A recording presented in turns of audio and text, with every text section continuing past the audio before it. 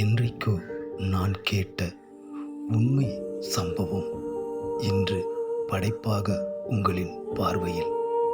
தனிமை இரும்பால் ஆன இதயத்தையும் துரும்பாய் நொடியில் மாற்றிவிடும்.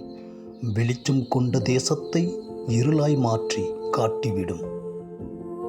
அதே வீடு,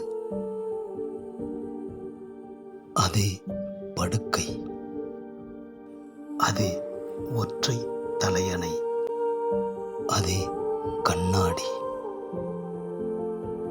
அதே இருக்கை, அதே அலைபேசி, அதே சமையலறை,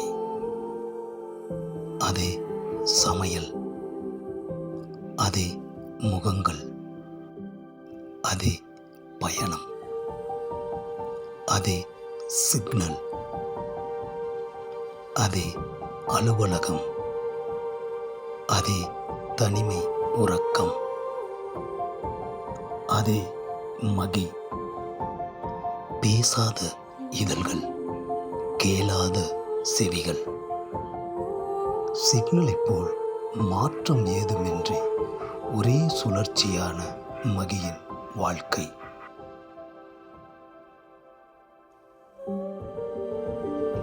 கண் விழித்ததும் அலைபேசியை எடுத்து பார்ப்பான். நாட்குறிப்பேடு எழுதும் பழக்கம் உண்டு. அலைபேசிக்கு அடுத்தபடியாக லேப்டாப்.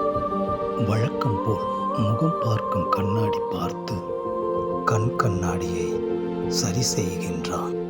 பாலும் நாளிதழும் எடுக்கின்றான். சமையலறையில் தேநீர் தயாரிக்கின்றான். இவன் சமையலறையில் இவனைப் போலவே ஒரே ஒரு தேநீர் கோப்பை. அதேபோல் கூடத்தில் இருக்கையில் அமர்ந்து தேநீர் பருகியபடியே நாளிதழ் வாசிக்கின்றான். புகைப்பிடிக்கும் பழக்கமும் உண்டு. வேலைக்கு செல்ல தயாராகின்றான். பாதி தனிமை வேலையில் தொலைந்து விடுகிறது. மீதி தனிமை இவனை வெறுப்பாக்கி விடுகிறது. வழக்கமான வாடகை கார் பயணம், வழக்கமான சிக்னல், வழக்கமான அலுவலகம், மீண்டும் மீண்டும் ஒரே சுழற்சி, துளியளவும் மாற்றமின்றி. தனிமையான உறக்கம். பொழுதுகளும் விடிந்து கொண்டுதான் இருக்கின்றன. வழக்கமான சிக்னலில் மகி. மாற்றம் ஏதேனும் வந்துவிடாதா என்கிற ஏக்கத்துடனேயே நகர்ந்து கொண்டிருக்கிறது மகியின் வாழ்க்கை. ஆனால் இந்த நிமிடம் வரை எந்த மாற்றமும் இல்லை. மகியின் தனிமை பற்றிய கவலை அவனுக்கு மட்டுமே.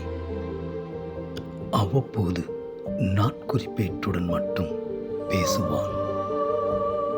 இதுதான் விவரம் தெரிந்தது முதல் மகியின் வாழ்க்கை.